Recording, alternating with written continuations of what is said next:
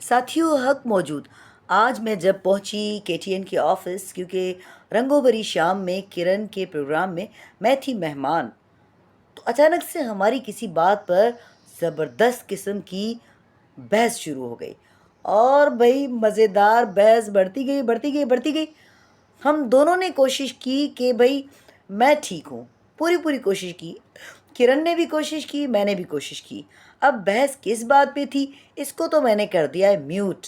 ठीक है, कुछ तो सस्पेंस रहना चाहिए।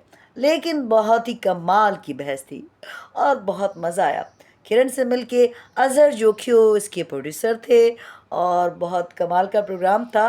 और किरण बहुत ही एनर्जेटिक होस्ट है और उससे मिलके बाकी होस्ट भी मुझे बहुत अच्छी लगती हैं, लेकिन किरण से मिलके मुझे अपनायत का एहसास हुआ और बहुत ही अच्छा लगा।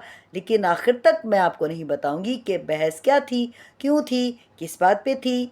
लेकिन कौन जीता कौन हारा, ये ज़रा आप वीडियो देखकर खुद ऑब्ज़र्व कीजिएगा और कमेंट में बताइएगा, ठीक है। वीडियो को शेयर भी कर दिया करें और उसको आप ना सब्सक्राइब भी कर दिया करें चैनल को। कोई सपोर्ट ही हो जाएगी यार, ऐसा तो ना करें ना। ठीक है, तो ये रही किरण, ये रही मैं, बड़ा मज़ा आया। ऐसे प्रोग्राम देखते रहें सदा ही गड।